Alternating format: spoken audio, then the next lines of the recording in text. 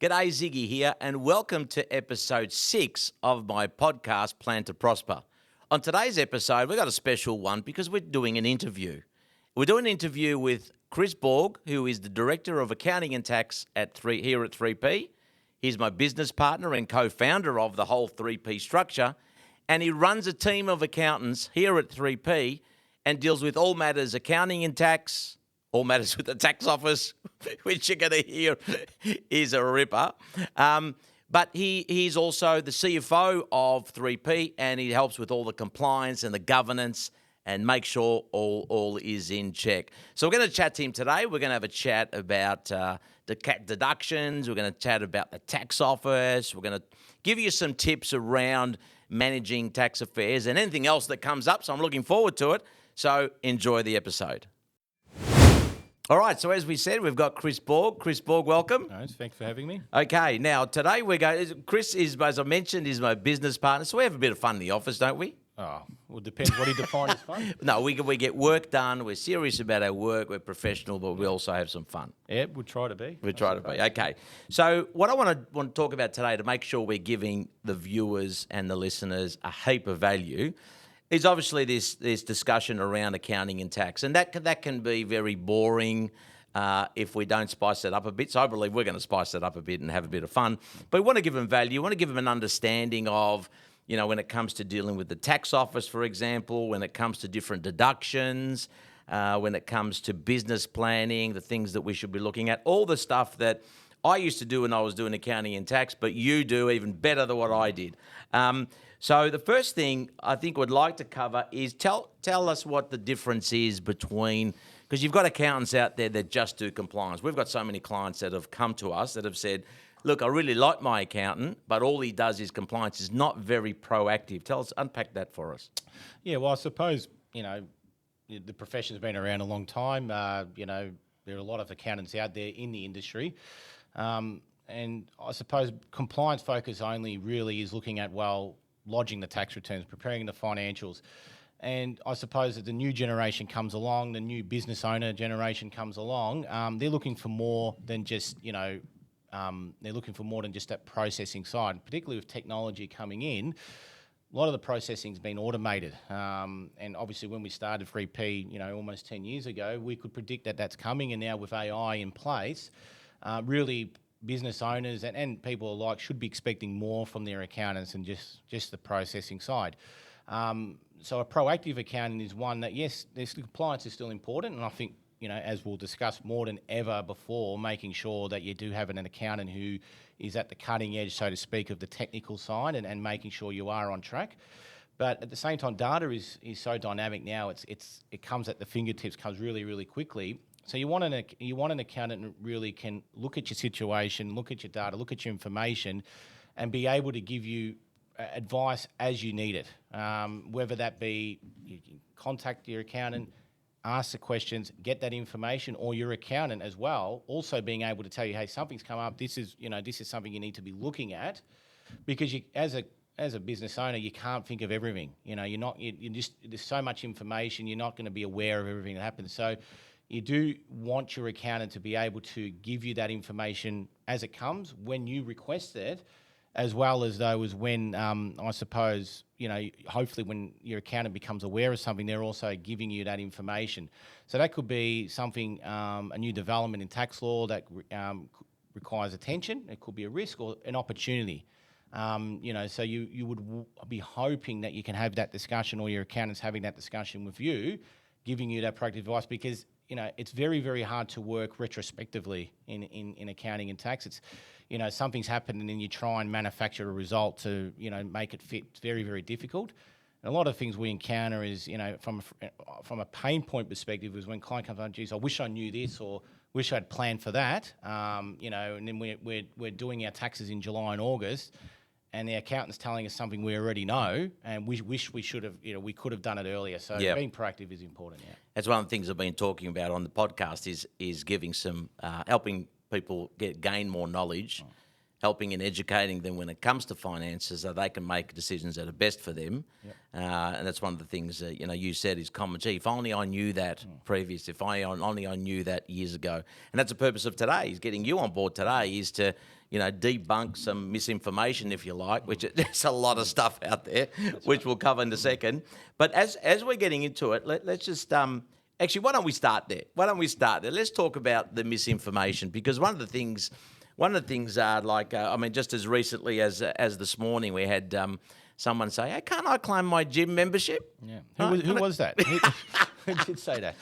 One of the boys here. No, that apparently they're going to allow you to claim your gym membership. Now, that sort of stuff that goes around, people just have no idea. Well, that's right. I mean, when I say people don't have ideas, I suppose we talked about their TikTok accountant now, or the Instagram accountant. They're the new advisors. I suppose trying to get a bit of coverage. Certainly, I'd not heard of gym memberships being able to be claimed by anybody.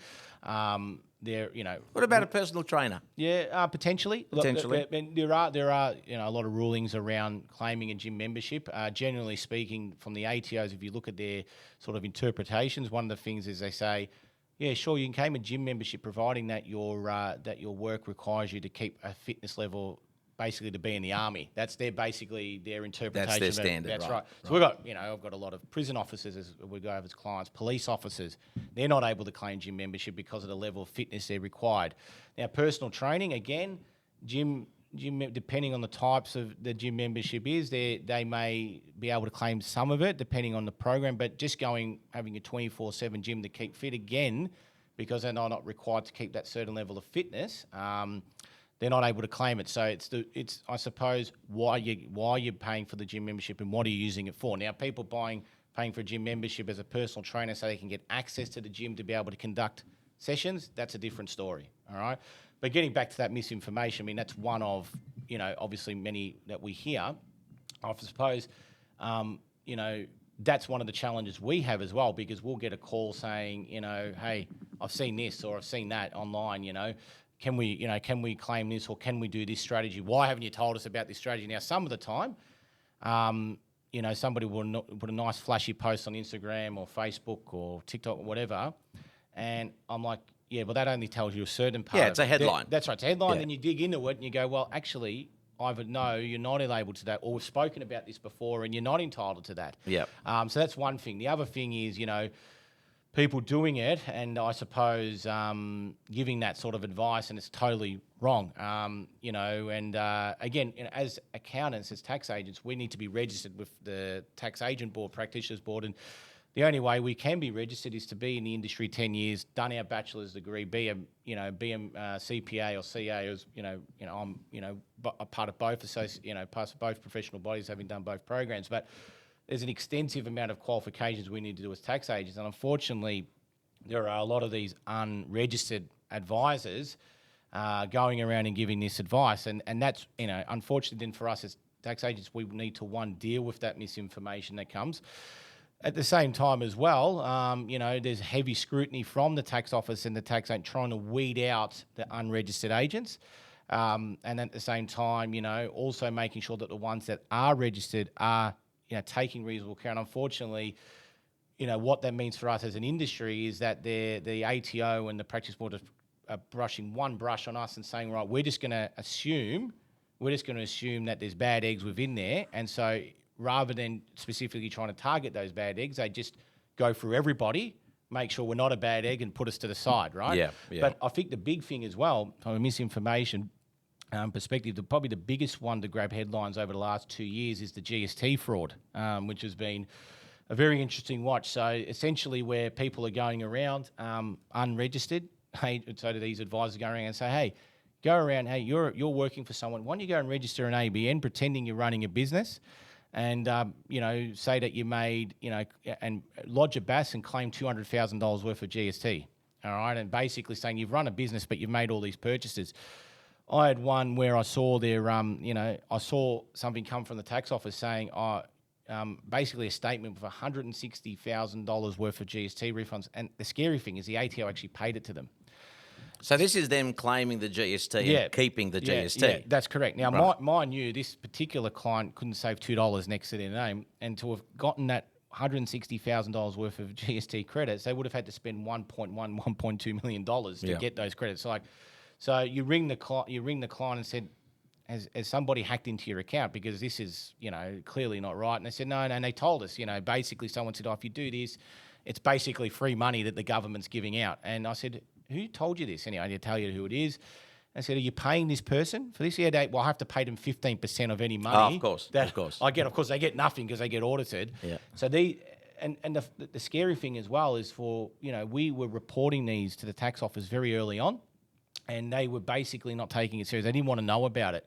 Obviously, 6 to 8 months in, they realised there was a lot of this going on, and finally acted. And essentially now the industry's paying the price, because what's happening now is legitimate GST claims are getting held up for audit. But they're large refunds. Exactly. So you have an example, you've got a startup business or a client who's purchased a commercial property.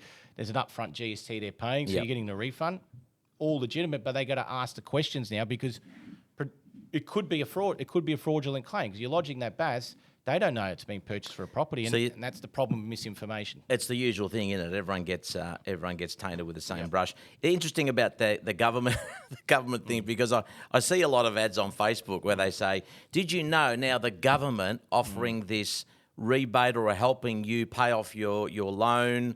When all it is just deductions around an investment property. Yeah, correct. Right? It's like a big program. Yep. And I've even got phone calls where they've said, "Are you aware that the government has a program where they'll give you money to invest in property?" Well, isn't that the program the Greens want to exit out of? Yeah. They don't like the negative hearings. Well, who knows? Maybe one day we'll get into politics as well, but not at the moment. Okay, so now that we've set the scene in terms of misinformation, I want to just go through what are the sort of the main expenses or the areas that you've seen. So we've got car expenses. I want to have a chat about investment properties, home office, and any other hotspots. Let's start with the car expenses, because when it comes to cars, obviously you've got car deductions and people that use their car for work, for business. And then, of course, you've got the tradies and other guys that have got commercial vehicles over 1 tonne. That's different. Just unpack that a little bit for us. Yeah, I mean, I suppose, and with any expense, but particularly car expenses, is making sure you understand the difference between incurring a car expense and actually being connected for work. All right. So the two things from a tax office perspective that they want to see, and we see this because from compliance activities, and we talked earlier on about the difference between having a proactive account and a compliance account. Compliance is still very important. Even though you still want a proactive account, you still need an accountant who is who has an understanding of the compliance. So from the tax office perspective, they need to see two things. One, that you've incurred the expense, so substantiation around. Particularly, there's two methods to claim your car. There's the logbook method and the cents per kilometre.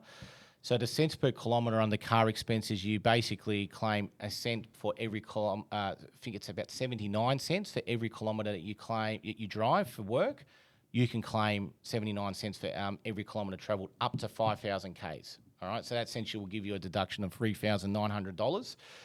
Or there's the logbook method. So essentially, you can claim your fuel, your running costs, your depreciation, interest on any leases on the car, registration services, etc.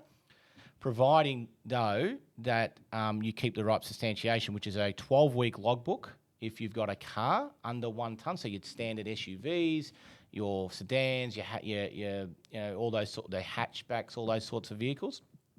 If you've got we talk about the tradies, a utility, so a car not designed to carry passengers, carrying capacity over one tonne, and that's been something I've encountered recently. The carrying capacity of a vehicle, you need to make sure it is over 1 tonne and do your calculations. You don't need to keep a 12-week logbook, but you keep a 4-week diary. So essentially, if you can demonstrate your percentage of work purpose over that 4-week period, then that's the documentation you need to keep. So under 1 tonne, there's a bit more onus, a bit more work to do.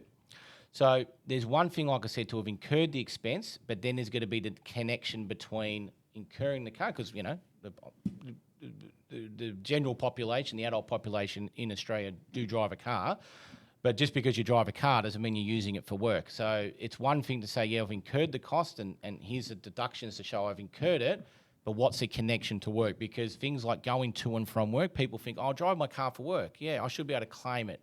Or I park at work, I should be able to claim that as well. It's not the case, because travel to and from work only is considered private, okay? So in order for it to be considered travel for work purposes, you need to have that nexus connection. You need to be traveling to different sites. For instance, going to see clients, going to different trade sites, or as a tradie, you need to be carrying bulk and heavy tools on there. So basically, you are required to bring your vehicle to bring these tools to and from work. So bulk and heavy tools are considered more than 20 kilos in weight, combined weight. So you don't have to have one tool, each tool weighing 20 kilos, providing the combined is more than 20 kilos, and you do not have a safe and secure storage facility at work to keep it. So if you've got a facility at work that you can keep those tools at, or on site that you can keep those tools at, and you are confident that those tools are kept safe, okay, then you're able not to be able to keep safe, then you can claim it. So again, your diary has to show your percentage of work, because you can only then, okay, out of the 100% of the time you use for work, how much of it is work related, how much of it's private. So any private, you can't claim it. So if you've got 80% work use, you can claim your fuel at 80%, your depreciation 80%. If it's 70, the same. Obviously the private portion, you're not able to claim it.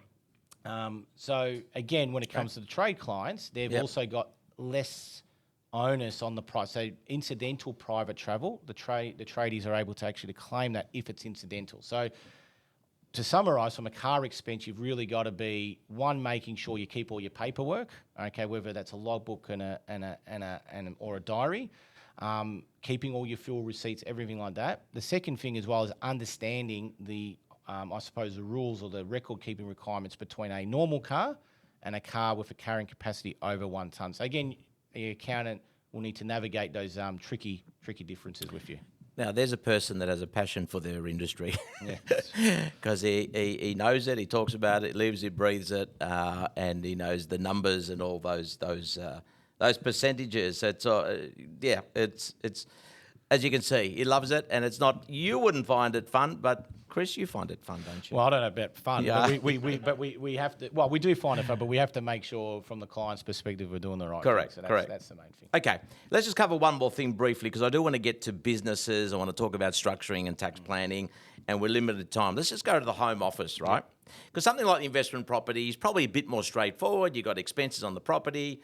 There's maybe, depreciation that you can claim. You usually get that in form of a report. So that's something I think would be a little bit more straightforward. Home office expenses, particularly, given that we've had COVID in recent years. Just a few minutes before we go into the businesses, that unpacked a little bit. Yeah, I mean, I suppose home office has always been, been a topic before COVID, but particularly with COVID now, a lot of people are working from home and continue to work from home, whether that be on a full-time basis or a hybrid model. Certainly in our office here, we were moving towards a hybrid model even pre-COVID. And obviously people invested a lot in their home office setup during COVID, because they thought it was going to be a long-term thing. Certainly everyone thought that we'll get locked up forever. The office, going back to the office was dead. Even when COVID is over, the going to work is dead, right? Yeah. So look, there are varying rules and mirrors of things to consider with the home office, and the rules have changed pre-COVID to now post-COVID. During COVID, the ATO brought in a shortcut method of an 80 cents per hour rule. And now have dropped that down to 67 cents. So there's two now. I'm not going to go too much into what was happening pre and what's post. We're just going to concentrate on what it is now. But essentially, you are able to claim a home office if you can demonstrate that you work from home. So essentially, there are two ways you can claim it. So there's the 60 cents per hour method. Okay. So with that, what you need to be able to demonstrate is essentially how many hours that you work from home a week. You need to keep a diary for every week of the year. It used to be a 4-week diary. Now it's up till February 2023. They let you keep a 4-week diary. Now it's every week. You need to keep a diary. Goodness me. Yeah. So look, if you know, and this again, being a proactive accountant should be telling you, keep a diary for every week, and at the end of the week, just in your calendar, just write the amount of hours you work. You don't have to write what you did at home all day. You have just the amount of hours, and at the end of the year, your total hours, you times that by 67 cents, and you claim it. But then that also covers you for your mobile phone use, your home internet, your gas and electricity at home, your stationery, your printing. So you got to be careful you're not You're not claiming extra stuff on top of that. That's right. Yep, You can okay. still claim things like your depreciation on equipment, say if you bought a desk or Yep. whatever have you, and you can still claim your subscriptions, just all those other costs. Yep. The other method, which is a little bit more trickier to do, but it can be worth it, and you'll weigh up which one's the best method, is the actual method. So the actual method will allow you to claim a percentage of your gas and electricity based on your wattage use of all your appliances in your home office. So essentially, if you've got, and this is where it can get tricky, but if you've got a ducted heating and cooling outlet in your home office, you've got a lamp, you've got a computer, you've got a printer, you basically got to measure the wattage of that, of those appliances compared to the rest of your house, and then you can claim a percentage of your gas and electricity. Essentially, you need a physics degree to So work maybe it out. set up the office like the most whiz-bang office you can imagine. It's got all the mod comms and you'll be able to claim as tax deduction. Okay. All right, that's good. That's good information. Let's jump to the tax office because we do want to talk about some business as well. And I know you're passionate about this, and the tax offices have always got hotspots. I remember back in the 90s they had hotspots as well, but they seem to be getting hotter only because they're a bit more aggressive these days. But let's just talk about what are their targets at the moment in an audit? What do they expect to see? Because we want to make sure that the people out there are in the event that this happens, they can start to prepare now. And hopefully they never get audited. But the reality is we know as a practice here that we've got thousands of clients and we know that there are some audits that happen. Just unpack that a little bit. Yeah, I mean, it's obviously there's focus from both a business and an individual perspective. I mean, from a business perspective, which we'll talk more businesses in a moment, they're looking at things like employer obligations. So PAYG withholding, superannuation being paid on time. That's a very big focus at the moment, as well as research and development tax offset audits they're looking at the moment. But from an individual perspective, the main focus for them is on work-related expenses and rental property. So they're the big sort of hotspots because they're almost like they're low-hanging fruit for the tax office. They've identified an $8 billion gap. They believe that people overclaiming on their work-related expenses and on their rental properties, the gap's about $8 billion, and it's just as big apparently as multinationals avoiding tax. That's what their statistics show. And what they also show is for every 10 audits of individuals with a rental property, they'll find errors in 9 of them. Nothing substantial, but they'll find an error. Where would people be overclaiming on a rental property? Well, they might be overclaiming on their body corporates. For instance, there's a lot of body corporate where they'll be improved. So that you'll pay your body corporate X amount to go and do improvements on the property. Could be cladding being a big issue, obviously, with the cladding. So people will claim the body corporate, and they say, it's a body corporate fee, so it's an instant deduction. Because body corporates for maintenance of the shared services is a deduction outright. But if they've done an improvement, that should be depreciable. Same with repairs and maintenance. They'll claim something as a repairs and maintenance where it's as a refurbishment when it should be an improvement and depreciated. Another big thing is loans. So people will get a loan and it might be a split loan. So they might have started out for a certain level, paid it down, then redrawn, for instance, to go on a holiday or go and improve their own main residence. So there's a private portion of the loan. So but yet the taxpayer will still continue to claim the entire interest. So they're not portioning off and reducing it. So that's a hot spot from a rental property. Yep. And from a work-related expense, so cars, as we said before, things like even laundry and other work expenses such as meal allowances. So essentially, and look, you said before there is just as aggressive as before. Obviously, there's a revenue that the government's keen to get back. But at the same time, the metrics of the tax office now are much, much better than it used to be. Used to be back in the 10, 15 years ago, we'll go and target an occupation and then we'll go and for that, and it'll be a certain, it could be 1 year teachers, and actually real estate agents, it could be professionals. They'll target an industry and then go through that list and see who's got it. Now their metrics, they've got benchmarking that they do, analytics, and they're continually working on that. If you fall outside of their sort of metrics, they'll want to audit you and bring you back into there and then go on and live your life. That's basically what they want to do, bring you back into line. So really now, you'd be targeted at any time, not because of your occupation, but purely because you fall outside. And again, just because you've you fall outside their line. If you're doing the right thing, you've legitimately incurred those expenses. You shouldn't be like, oh, I'm not going to claim them because I don't want to get audited. It just means that if you've got an expense that's unless again if you've got an accountant who's proactive, will say to you, look, your expenses are higher than probably what the tax office is going to expect. Just make sure you've got all your paperwork ready in case you do get audited. Call. That's it. So leading into that, I get a call from the tax office, right? And they start talking to me about auditing. When did this happen? You've been audited, have you? I got audited a few years ago, first time ever in my life. Yeah. So I get a call from the tax office. What do I do? Well, they tell me I'm going to audited. What do I do? Well, you can go to Greece. That's a good start. Well, you can run away to Greece if you want to. Hey, that's not a bad idea. We don't pay any tax in Greece.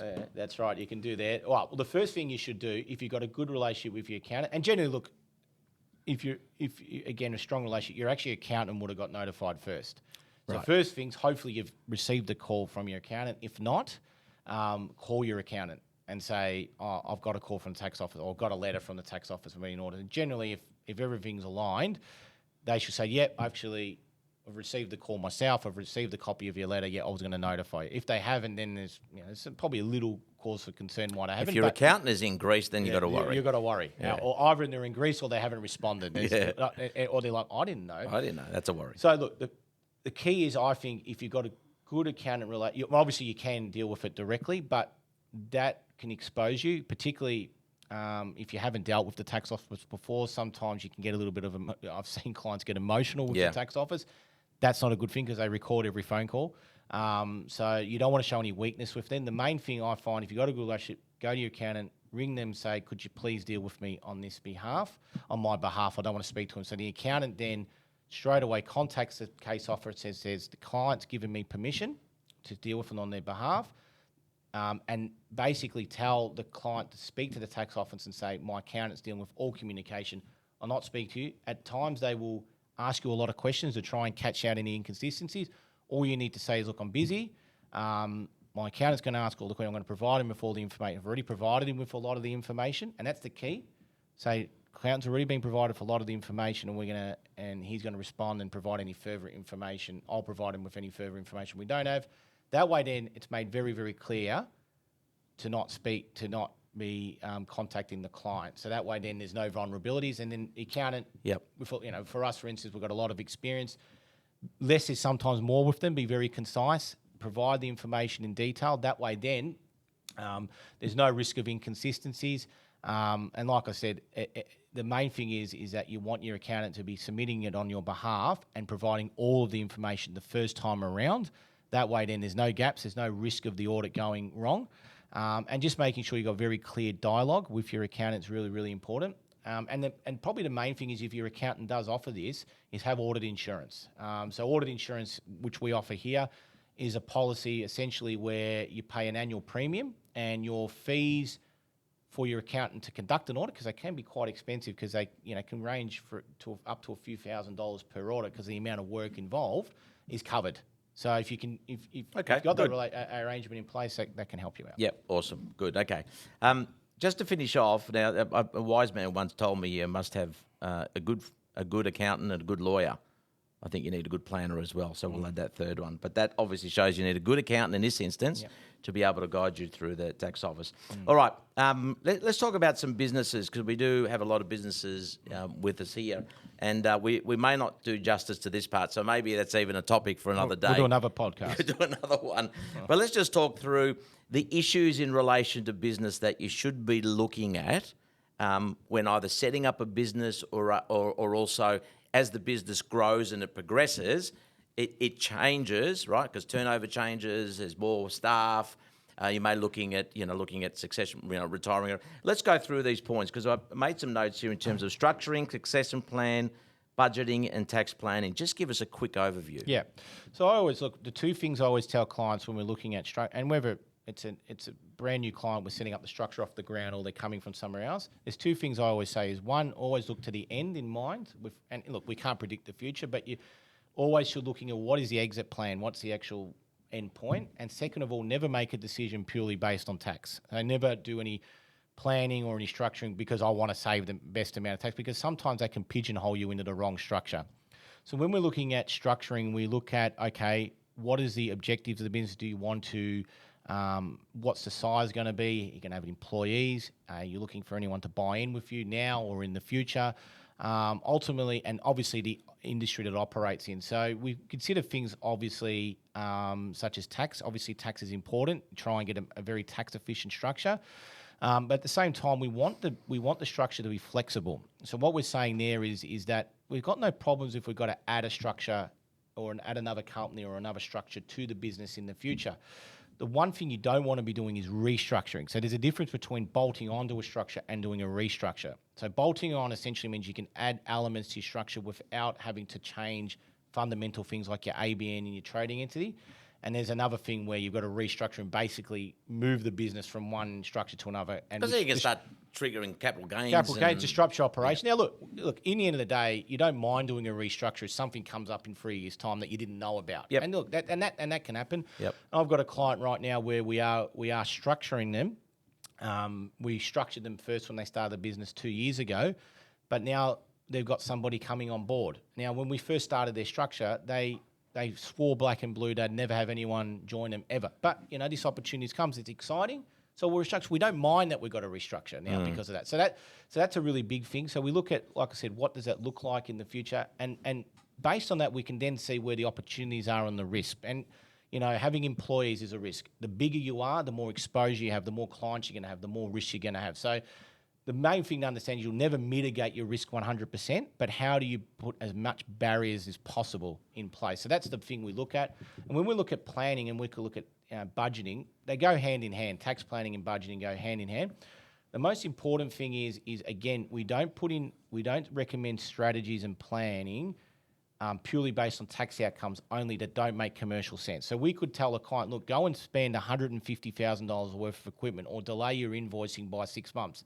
But then you do that, and all of a sudden the business has got a liquidity problem. It's not good sense. So the main thing is to avoid that sort of thing is to make sure, one, that your strategy is your commercial, but also making sure and understanding that planning, particularly tax planning, is not a come April time, now let's do tax planning. It's actually something you need to consider all year round.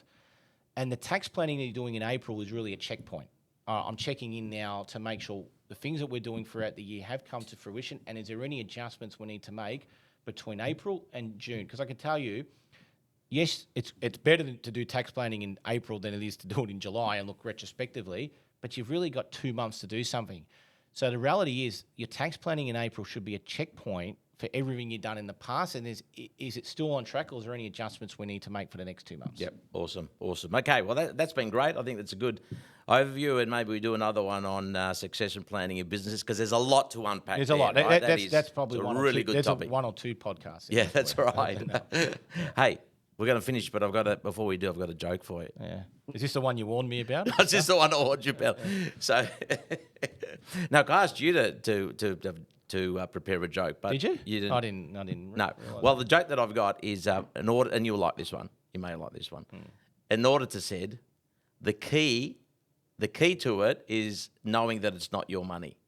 Well, that's true. Was that the joke? Is that the joke? I messed it up. I might have messed it up. Well, the joke. I might have messed it up. The joke. It's not a joke. It's to think that it's not your money, something like that. Well, I messed it up. Somebody told me once that you give the government a little bit and then you take a lot back. That's what I was told. Okay. That's what I was told as well. Yeah, that was. I think I messed it up. Probably don't maybe put that one off. Oh, so there you go. Beat past the book. Here we are. The trick is to stop thinking of it as your money.